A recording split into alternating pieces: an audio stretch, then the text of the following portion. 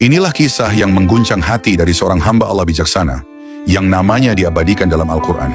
Pada suatu hari, seorang hamba Allah yang dikenal karena kebijaksanaan dan nasihat-nasihatnya yang abadi, bernama Luqman Al-Hakim. Namanya diabadikan dalam Al-Quran pada surah Luqman. Dia sedang berjalan bersama putranya menuju sebuah desa. Mereka membawa seekor keledai untuk kendaraan. Di awal perjalanan, Luqman berkata kepada anaknya, "Wahai anakku, engkau naiklah keledai ini. Ayah akan berjalan kaki." Maka sang anak pun menaiki keledai, sementara Luqman berjalan di sampingnya. Tak lama kemudian, mereka melewati sekelompok orang. Orang-orang itu berbisik, "Lihatlah anak itu, betapa durhakanya dia. Dia menunggangi keledai, sedangkan ayahnya yang sudah tua dibiarkan berjalan kaki."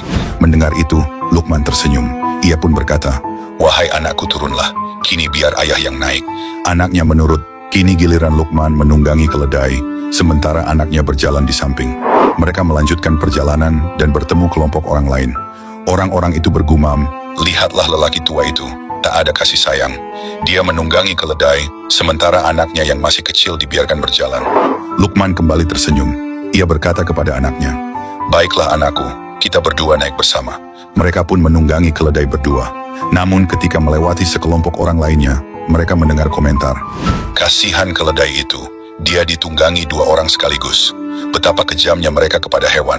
Mendengar komentar itu, Luqman berkata kepada anaknya, "Kalau begitu, kita turun saja dan berjalan kaki." Mereka pun turun dan menuntun keledai. Tak lama kemudian, mereka bertemu lagi dengan orang-orang lain. Kali ini mereka mendengar, "Lihatlah dua orang bodoh itu. Mereka punya keledai tapi malah berjalan kaki. Untuk apa membawa keledai kalau tidak ditunggangi?"